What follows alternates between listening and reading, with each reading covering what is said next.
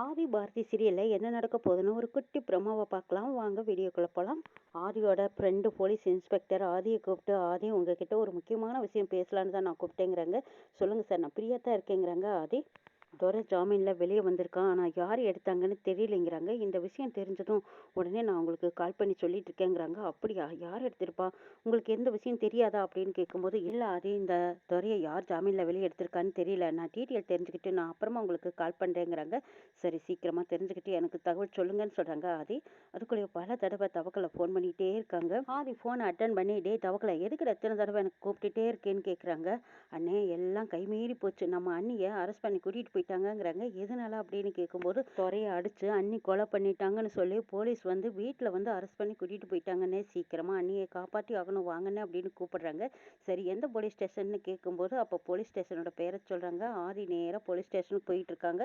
இங்கே பாரதியை அரெஸ்ட் பண்ணி கூட்டிகிட்டு போய் அவங்கள ஜெயிலுக்குள்ளே அடைக்கிறாங்க. அப்போ பாரதி நடந்தது எல்லாம் நினச்சி பார்க்குறாங்க. நான் ஆட்டோவில் போயிட்டு இருக்கும்போது துரை எதுக்கவே வந்தான், என்கிட்ட வம்பு பண்ணணுங்கிறதுக்காகவே என்கிட்ட பேசுகிற மாதிரி பேச வந்துட்டு திரும்ப ஓடிக்கிட்டே இருந்தான். நானும் அவனை ஃபாலோ பண்ணி ஓடிட்டே இருந்தேன். சொல்லி வச்ச மாதிரி ஒரு குடோனுக்குள்ளே ஓடினா, அந்த குடோனில் என்னதான் நடக்குது, அங்கே என்ன பண்ணுறான் அப்படிங்கிறக்காக நானும் பின்னாடியே போய் பார்த்தேன். என்கிட்ட தப்பாக நடந்துக்க முயற்சி பண்ணினா, அப்போ நான் ஒரு இரும்பு கம்பியால் அவனை அடித்ததும் அப்போவே அங்கே போட்டுட்டு நான் ஓட்டாமல் ஓடி வந்துட்டேன். அடுத்தது அவனை கொண்டு போய் எரிச்சிட்டதா சொல்லிக்கிட்டு இருக்காங்களே. அப்போ எனக்கு பின்னாடி என்னையவே யாரோ ஃபாலோ பண்ணி வந்திருக்காங்க. நான் செஞ்ச காரியத்தை அவங்க திருப்பி செஞ்சு எப்படியோ கொண்டு போய் கொன்று எரிச்சிருக்காங்க. இந்த பழியை இப்போ என் மேலே தூக்கி போட்டிருக்காங்க. இதெல்லாம் கூட்டி கழிச்சு பார்த்தா எனக்கு பிளான் பண்ணி சதி பண்ணின மாதிரியே இருக்கு. யார் இந்த காரியத்தை பண்ணியிருப்பா? முதல்ல துரையை வெளியே எடுத்தது யாரு? அவன் வேணுனே என் முன்னாடி வந்து நின்னது. அடுத்தது என்னை சீண்டி பார்த்தது. நானும் அவனை விடக்கூடாதுன்னு பின்னாடியே ஓடி வந்தது. அடுத்தது நான் அவனை அடிச்சது, அங்கிருந்து தப்பிச்சது. இதெல்லாம் பார்த்தா வேற யாரோ பிளான் பண்ணி செஞ்ச மாதிரியே இருக்கு. நான் தெரியாம வந்து இப்படி மாட்டிக்கிட்டேன்னு பாரதி ஜெயிலுக்குள்ள இருந்துகிட்டு யோசிச்சுட்டே இருக்காங்க. திட்டம் போட்டு யாரோ சதி பண்ணியிருக்காங்க. என்னை சுற்றி என்ன நடக்குதுன்னே தெரியலையேன்னு பாரதி ஒரே குழப்பத்தோடு இருக்கும்போது அங்கே ஆதி வக்கீலை கூட்டிட்டு வந்ததும் நேராக பாரதியை போய் பார்த்து, பாரதி உங்களுக்கு ஒன்றும் ஆகலையிலன்னு பேசிட்டு இருக்காங்க. சரி, எனக்கு ஒன்றும் ஆகலை அப்படின்னு பேசிட்டு இருக்காங்க பாரதி. அப்போ இன்ஸ்பெக்டர் பார்த்துட்டு கான்ஸ்டபிளாக அதட்டுறாங்க. கான்ஸ்டபிள், அக்யூஸ்டேட்டை யாரோ போய் பேசிட்டு இருக்காங்க, நீ பாட்டுக்கு பார்த்துட்டு பேசாமல் அமைதியாக இருக்க, போய் இப்படியெல்லாம் பேசக்கூடாதுன்னு சொல்லு அப்படின்னு சொல்கிறாங்க. சார், உங்களுக்கு என்ன வேணும்? இந்த மாதிரியெல்லாம் வந்து பேசிகிட்டு இருக்கக்கூடாது, வாங்க இந்த பக்கம் அப்படின்னு இன்ஸ்பெக்டர் அதட்டுறாங்க. அப்போ ஆதி சொல்கிறாங்க, இதை பாருங்கள் சார், என் பேர் ஆதி, பாரதி என்னோட ஆஃபீஸில் தான் வேலை பார்க்குறாங்க, என்னோட வீட்டில் தான் தங்கியிருக்காங்க, அவங்கள நான் ஜாமீனில் எடுத்துகிட்டு போகிறதுக்காக நான் வந்திருக்கேங்கிறாங்க ஆதி. வக்கீல் அவங்க பேரை சொல்லி நான் இவங்களுக்காக ஜாமீன் எடுக்க வந்திருக்கேன்னு சொல்கிறாங்க.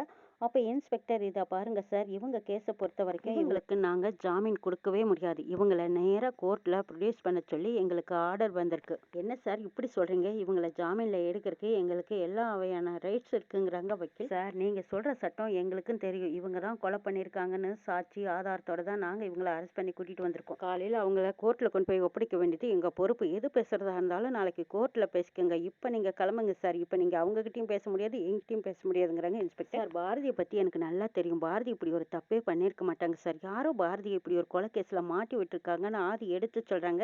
இதை பாருங்க சார், இதையெல்லாம் கேட்க வேண்டிய அவசியம் எங்களுக்கு கிடையாது, நல்லா தெரிஞ்சுக்கோங்க, என்கிட்ட பேசி எந்த பிரயோஜனம் இல்லை, இவங்க கொலை பண்ணியிருக்காங்கங்கிற ஆதாரம் எங்களுக்கு கிடைச்சதுனால தான் நாங்கள் இவங்கள அரெஸ்ட் பண்ணியிருக்கோம், நாளைக்கு கோர்ட்டில் ஒப்படைச்சிருவோம், கோர்ட்டு பார்த்து என்ன தீர்ப்பு சொல்கிறதோ அதன்படி கேள்வி, நீங்கள் எங்ககிட்ட பேசுகிறதெல்லாம் வேஸ்ட்டு, கிளம்புங்க சாருங்கிறாங்க இன்ஸ்பெக்டர்.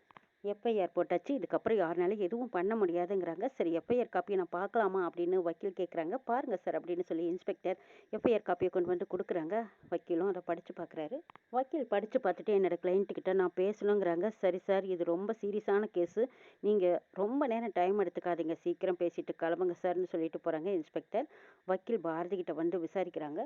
பாரதி, நீங்கள் துரையை பார்த்தீங்களான்னு ஆதி கேட்குறாங்க. ஆமாம் சார், துரையை நான் பார்த்தேன், எதாச்சியும் பார்க்கும்போது அவன் ரோட்டை கிராஸ் பண்ணி போயிட்டு இருக்கிறதையும் நான் பார்த்தேன், அவனை பார்த்ததுமே நான் ஷாக் ஆகிட்டேன், ஜெயிலேருந்து இவன் எப்படி வந்திருப்பான் அப்படின்னு யோசிச்சுட்டே அவன் போகிற இடத்துலையே பின்னாடியே போய்கிட்டு இருந்தேன் சார். போன இடத்துல அவன் என்கிட்ட வேணும்னே பிரச்சனை பண்ணினான், அங்கேருந்து அவங்ககிட்ட தப்பிக்கிறதுக்காக அங்கே ஒரு கம்பி கிடந்தது, அந்த கம்பியை எடுத்து அவன் தலையில் நச்சுன்னு ஒரு அடியை வச்சுட்டு நான் அங்கேருந்து தப்பிச்சு ஓடி வந்துட்டேன் சார். அதுக்கப்புறம் என்ன நடந்ததுன்னு எனக்கு தெரியாது, இந்த விஷயத்த காலையிலேயே உங்ககிட்ட நான் பேசலான்னு வந்தபோது தான் அப்போ உங்கள் சித்திக்கும் சித்தப்பாவும் வந்தாங்க, அதுக்கப்புறம் இந்த விஷயத்தை பற்றி பேச முடியாமையே போச்சுங்கிறாங்க பாரதி. ஏதோ சதி பண்ண மாதிரி இருக்கேன்னு ஆதி கேட்கும்போது, ஆமாம், பாரதி தானே அவங்கள கொலை பண்ணினதா சொல்லிட்டு இருக்காங்க, அது எப்படி தான் நடந்ததுங்கிறது தெரியணுமில்லைங்கிறாங்க வக்கீல்.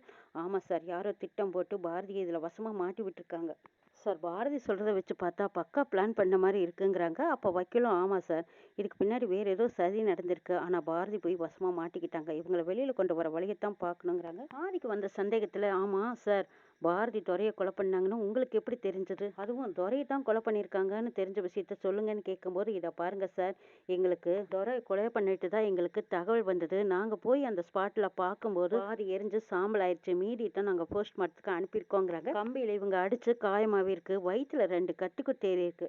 பிளட்டு நிறைய லாஸ் ஆயிருக்கு. காட்டுக்குள்ளே இழுத்துக்கிட்டு போய் பெட்ரோல் ஊற்றி எரிச்சிருக்காங்க சார். கொலை நடந்த இடத்துல கம்பியிலையும் கட்டியிலையும் பெட்ரோல் கேனிலையும் எல்லாம் பாரதியோட கைரேகை தான் சார் பதிவாயிருக்கு. அது மட்டும் இல்லை, துரையை ஃபாலோ பண்ணி பாரதி பின்னாடியே போயிருக்காங்க. சிசிடிவி ஃபுட்டேஜ் எங்களுக்கு கிடைச்சிருக்கு. இதுக்கு மேலே நாங்கள் எந்த விளக்கம் கொடுக்கணுங்கிற அவசியமே இல்லை தெரியுமா சார். பாரதி தான் இந்த கொலையை பண்ணியிருக்காங்கன்னு இன்ஸ்பெக்டர் உறுதியாக ஆதிக்கிட்ட சொல்லிக்கிட்டு இருக்காங்க. இவங்க பேசிகிட்டு இருக்கும்போது பாரதி நான் அவனை கொலை பண்ணவே இல்லைங்கிறாங்க. இதை பாருங்கம்மா, நீங்கள் என்ன பேசுகிறதா இருந்தாலும் கோர்ட்டில் வந்து பேசுங்க, எங்ககிட்ட பேசி எந்த பிரயோஜனம் இல்லைங்கிறாங்க. சார் உங்களோட டைம் முடிஞ்சு போச்சு, நீங்கள் இப்போ கிளம்பலாம் அப்படின்னு இன்ஸ்பெக்டர் சொன்னதும் அப்போ வக்கீல் வாங்க சார், நம்ம நாளைக்கு கோர்ட்டில் பார்த்துக்கலான்னு கூப்பிட்றாங்க. ஆதி பாரதி கிட்ட போய் பாரதி நான் இருக்கேன், நீங்கள் கவலைப்படாதீங்க, உங்களை எப்படி வெளியே கொண்டு வரதுன்னு நான் முயற்சி பண்ணுறேன், கண்டிப்பாக உங்களை வெளியே கொண்டு வந்துடுவேன்னு ஆதி சொல்லிட்டு இருக்காங்க. சரி சார் அப்படிங்கிறாங்க பாரதி. ஆதியும் வக்கீலும் வெளியில் வந்ததுக்கப்புறம் வக்கீல் சொல்கிறாங்க, இதை பாருங்க ஆதி சார், பாரதி மேலே இருக்கிற கேஸு ரொம்ப ஸ்ட்ராங்காக இருக்குது சார்.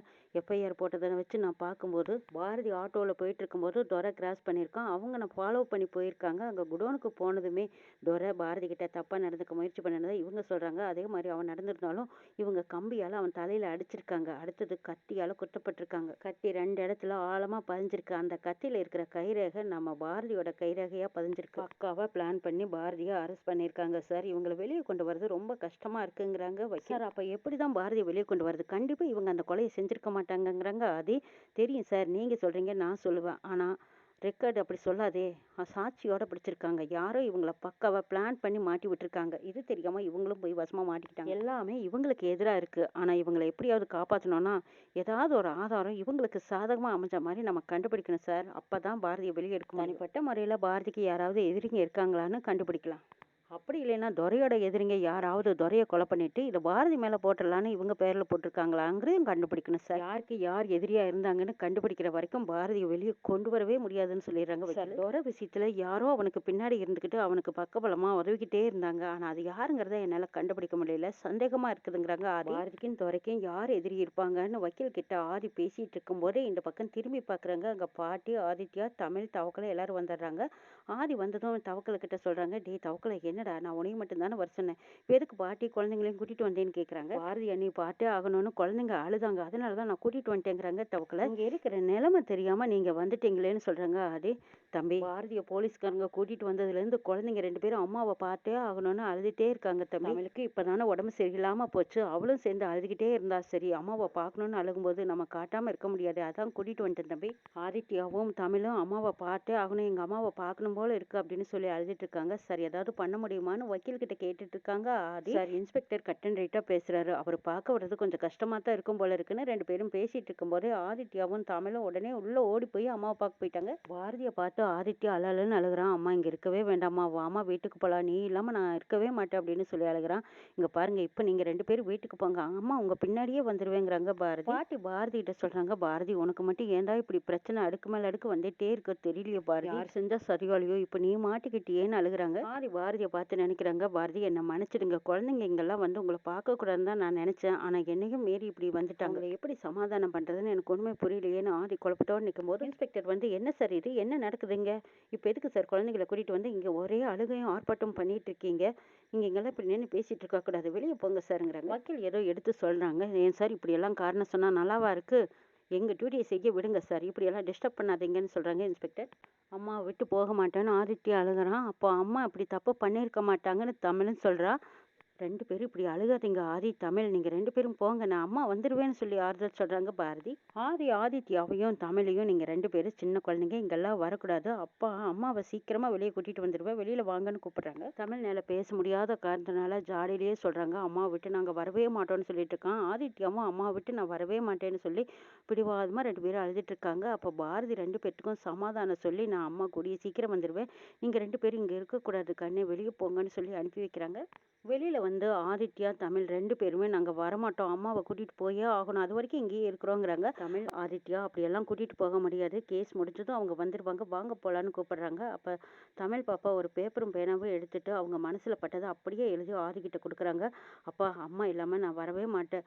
ஆனா இதுவரைக்கும் அப்பாங்கிற ஸ்தானத்துல நாங்க உங்ககிட்ட எதுவுமே கேட்கல. ஆனா இப்ப கேட்குறேன். எனக்கு அம்மா வேணும். அம்மா கூட சேர்ந்து வாழணும். அம்மாவும் நீங்களும் ஒற்றுமையா இருக்கணும். உங்க குழந்தைங்களான நாங்களும் சந்தோஷமா இருக்கணும்னு தமிழ் பாப்பா எழுதி காட்டுறா. படிச்சு பார்த்தா ஆதியோட மனசு கலங்குது. இத பார் தமிழ், நீ ஆசைப்பட்டபடியே உங்க அம்மாவை நான் சீக்கிரமா வெளியே எடுத்துட்டு வருவேன். அவங்க நிரபராதின்னு நானும் நிரூபிச்சு காட்டுவேங்கிறாங்க. தமிழ், அம்மா நாளைக்கு வந்துருவாங்க, வாங்க போலான்னு சொல்லி தமிழ், ஆதித்யா 2 பேர்த்தையும் சமாதானம் பண்ணி ஆதி வீட்டுக்கு கூட்டிட்டு வராங்க. போலீஸ் கிட்டையும் பேசி பார்த்து சில ஆலோசனைகள் கேட்டுட்டு ஆதி போஸ்ட்மார்ட்டம் நடந்த இடத்துக்கு போறாங்க. இங்க துரைய போஸ்ட்மார்ட்டம் பண்ணீங்களா, அதனோட ரிசல்ட் ரிப்போர்ட் எனக்கு வேணும்னு கேக்குறாங்க. துரையோட போஸ்ட்மார்ட்டம் ரிப்போர்ட் அப்பவே கொடுத்துட்டோம்ங்கிறாங்க. டாக்டர் சார், ஒரிஜினல் காப்பி என் கைக்கு வந்தாகணும், எனக்கு வேணும்னு கேட்டுட்டு இருக்கும்போது அங்க வேலை செய்யற ஒருத்தர் ஆதியும் டாக்டரும் பேசிட்டு இருக்கிறத போட்டோ எடுத்து அனுப்பிடுறாங்க. அப்போ பவானிக்கு இந்த தகவலை சொல்றாங்க. இங்க போஸ்ட்மார்ட்டம் நடக்கிற ஹாஸ்பிட்டல்ல ஆதி வந்து டாக்டர்கிட்ட பேசிட்டு இருந்ததை நாங்க பார்த்தோம்னு சொல்லி அனுப்புறாங்க. ஓஹோ, அப்படியா? பாரதியை காப்பாத்துறதுக்கு துரையோட ரிப்போர்ட்டை கேட்க வந்திருக்கானா? போஸ்ட்மார்ட்டம் ரிப்போர்ட் துரையோட ரிப்போர்ட்டா இருந்தா தானே உண்மையை சொல்லுவாங்க. வேறொருத்தர் ரிப்போர்ட் எல்லாம் நம்ம கொடுக்க போறோம் அப்படின்னு நினைச்ச பவானி அந்த இடத்துக்கு பணத்தை அள்ளி வீசுறாங்க. எப்படியாவது போஸ்ட்மார்ட்டம் ரிப்போர்ட் துரையோடதுன்னு சொல்றாங்க. ஆனாலும் டாக்டர் இந்த மாதிரி விஷயத்துக்கெல்லாம் நாங்க பொய் பேச மாட்டோம்னு உண்மையை சொல்றாங்க. என்ன பண்றதுன்னு தெரியல. இந்த ரிப்போர்ட் எப்படி மாத்தி வைக்கிறது அப்படின்னு அவங்க ஒரு பக்கம் பிளான் பண்ணிட்டு இருக்காங்க. ஆதி விசாரிச்சுட்டு வந்துட்டு இருக்கும்போது பாரதி கண்டிப்பா இதை செஞ்சிருக்க வாய்ப்பே கிடையாது. ஆனா துரையோட ரிப்போர்ட்டுக்கு பின்னாடி வேற ஏதோ ரகசியம் ஒளிஞ்சிருக்கு. ஒளிஞ்ச விஷயங்கள் என்னென்ன எப்படி கண்டுபிடிக்கிறது? சரி, ஃப்ரெண்டுக்கே ஃபோன் பண்ணி நடந்த விஷயங்கள் அத்தனையும் சொல்லலாம். எப்படியாவது பாரதி வெளியே கொண்டு வரணும்னா முயற்சி பண்ணித்தான் ஆகணும் அப்படின்னு நினைச்ச ஆதி உடனே போலீஸ் இன்ஸ்பெக்டருக்கு ஃபோன் பண்ணி நடந்த விஷயங்கள் அத்தனையும் சொல்றாங்க. என்ன அது, ஏன் இப்படி படபடப்பா பேசுற? நிதானமா பேசு, சொல்லு அப்படின்னு கேட்க நடந்ததையெல்லாம் ஒண்ணு விடாம ஆதி அவங்க ஃப்ரெண்டு கிட்ட சொல்றாங்க. துரை ஜாமீன்ல வெளியே வந்துட்டு தான் நீ என்கிட்ட சொன்ன. ஆனா இப்ப துரைய கொலை பண்ணிட்டு தான் பாரதியை அரெஸ்ட் பண்ணியிருக்காங்க. எவிடன்ஸ் எல்லாம் பாரதிக்கு ஆதாரமாவே இருக்கு. இதை எப்படி கண்டுபிடிக்கிறது, எங்க ஆரம்பிக்கிறது, எனக்கு ஒண்ணுமே புரியலைன்னு ஆதி சொல்லும்போது தான் இன்ஸ்பெக்டருக்கு ஒரு யோசனை வருது. அதாவது துரைய ஜாமீன்ல எடுத்தது வேணா பேர் மாற்றி கொடுத்துருக்கலாம். ஆனா கண்டிப்பா அவங்க முகம் சிசிடிவி ஃபுட்டேஜ்ல பதிவே இருக்கும்ல. துரைய ஜாமீன்ல எடுக்க வந்தவங்க யாருங்கிறது உனக்கு அடையாளம் தெரிஞ்சிருக்க வாய்ப்பு இருக்கு. அது யாருங்கிறத நம்ம போய் பார்த்தா தெரிஞ்சு போயிடுங்கிறாங்க இன்ஸ்பெக்டர். ஆமா, இது நல்ல ஐடியாவா இருக்கு. ஜாமீன்ல எடுக்க வந்ததுல இருந்து இந்த கேஸ் ஆரம்பிக்கலாம் அப்படின்னு ஆதி முடிவெடுக்கிறாங்க. ஜாமீன் எடுக்க வந்த ரெக்கார்ட் எடுத்து பாக்குறாங்க. பாரதி தான் ஜாமீன்ல எடுத்த மாதிரி கொடுத்துருக்காங்க. அதையும் தாண்டி நாங்க சிசிடிவி ஃபுட்டேஜ் செக் பண்ணி பார்க்கலாமா அப்படின்னு கேட்கும்போது அங்க கொஞ்சம் ஆரம்பத்துல மறுக்கிறாங்க. அதுக்கப்புறம் இது தேவையில்லாம பிரச்சனைகள்ல சிக்கியிருக்காங்க. அவங்கள காப்பாத்துறதுக்காவது நீங்க உதவித்தான் ஆகணும் சார் அப்படின்னு கேட்டதுக்கு அப்புறம் இருந்த ஜெயிலர் முதற்கொண்டு ஆதிக்கும் நம்ம இன்ஸ்பெக்டருக்கும் உதவுறாங்க. சிசிடிவி ஃபுட்டேஜ் வெளியிட்டது வெளியில யாருக்கும் சொல்லிடாதீங்க சார், நீங்க பாத்துக்கோங்கன்னு சொல்லிட்டு காட்டுறாங்க. அப்ப பார்க்கும்போது பவானி, ஏகாம்பரம், சுதாகர், மித்ரா இவங்க எல்லாருமே போய் ஜாமீன் எடுத்திருக்காங்க. ஆனா ஜாமீன் கையெழுத்து மட்டும் பாரதியோட பேரை போட்டிருக்காங்க. இங்கதான் சூழ்ச்சி நடந்திருக்குன்னு தெரிஞ்ச ஆதி நேரா வீட்டுக்கு வராங்க. வந்ததும் மித்ராவை முதற்கொண்டு எல்லாத்தையும் அடிச்சு வெளுத்து கட்டுறாங்க. அப்ப இவ்வளவு நாளா வராத சித்தி, சித்தப்பாவை பத்தி விசாரிக்க ஆரம்பிக்கிறாங்க. சித்தி, நான் உங்ககிட்ட கொஞ்சம் பேசணுங்கிறாங்க. சொல்லு, என்கிட்ட பேச நிறைய இருக்கு. இவ்வளவு வருஷத்துக்கு அப்புறம் உன்னை பார்த்திருக்கேன், பேசுறதுக்கு நிறைய இருக்கு, பேசுங்கிறாங்க. ஆமா, பாரதியை பழி வாங்குறதுல உங்களுக்கு என்ன வரப்போகுதுன்னு கேட்கும்போது அப்போ பவானி, என்ன ஆதி சொல்ற? பாரதியவே நான் நேற்று தான் பார்த்தேங்கிறாங்க. சித்தி, நீங்க பொய் பேச வேண்டாம். நீங்க நேர ஜெயிலுக்கு போயிருக்கீங்க, துறைய வெளியே எடுத்திருக்கீங்க, பாரதி பேர்ல தான் நீங்க வெளியில எடுத்துட்டு வந்திருக்கீங்க. இதோ சிசிடிவி ஃபுட்டேஜ் பாக்குறீங்களா அப்படின்னு சொல்லி ஆதி காட்டுறாங்க. அப்பவே பவானி, ஏகாம்பரம், மித்ரா, சுதாகர் இவங்க முகத்துல யார் முகத்துல ஈயாடுல பேய் எறிஞ்ச மாதிரி அப்படியே நிக்கிறாங்க. இந்த கொலையை பக்காவா செஞ்சுட்டு பாரதி மேல இப்படி பழிய தூக்கி போட்டிருக்கீங்களே, இதனால உங்களுக்கு ஆக வேண்டியது என்ன? என் குடும்பத்தையும் கலைச்சிங்க, பாரதியும் குழந்தைகளையும் பிரிக்கணும்னு நினைச்சு இப்படி ஒரு சதி பண்ணினீங்களான்னு ஆதி கேட்கும்போது பவானினால எதுவும் பேச முடியல. ஒழுங்கு மரியாதையா உண்மையை ஒத்துக்கிட்டு நீங்களா போய் சரணடைஞ்சிட்டா உங்களுக்கு நல்லது. இதுக்கப்புறம் தோண்டி அலசுனா இன்னும் நிறைய வில்லங்க வெளியே வரும். எப்படி வசதின்னு கேட்குறாங்க ஆதி. ஐயோ ஆதி, என்னது, உன்னை பார்க்க வந்த எங்களையும் நீ சந்தேகப்படுறியாங்கிறாங்க. நான் ஒன்றும் சந்தேகப்படல, நீங்க செஞ்ச கொலைக்கு நீங்களே வழிவகுத்திருக்கீங்க, இதெல்லாம் உண்மையா பொய்யா அப்படின்னு ஆதி கேட்கும்போது அப்போ பவானியை அரெஸ்ட் பண்ண போலீஸ் வந்திருக்காங்க. அப்பதான் பவானி செஞ்ச ஊழலெல்லாம் வெளியே விடுறாங்க. ஆதியோட சொத்துக்கு ஆசைப்பட்டு ஆதியோட அம்மா செத்துட்டு தான் சொல்லி பாரதி மேல பழைய தூக்கி போட்டு ஆதியும் பாரதியும் பிரிச்சு வச்ச விஷயம் முதற்கொண்டு வெளியே வருது. சாரதாம்பாள் இன்னும் பவானியோட கைப்பிடியில சிக்கி சிரமப்பட்டுட்டு இருக்காங்கிற விஷயம் பாரதிக்கு தெரிய வருது. அதுக்கப்புறம் சாரதாம்பாளையும் காப்பாத்துறாங்க ஆதி. துரையோட கேஸ் விஷயத்துல பவானி தானா வந்து தலையை கொடுத்து மாட்டிக்கிட்டாங்க. ஆதி பாரதியை காப்பாத்துறாங்க. ஆதியோட அம்மாவும் பவானியோட பிடியில சிக்கி இருக்காங்கன்னு தெரிஞ்சு இப்போ சாரதாம்பாளையும் காப்பாத்திருக்காங்க. இனி என்னெல்லாம் நடக்க போகுதுங்கிறது நாளைக்கு சொல்லிருக்கலாம்.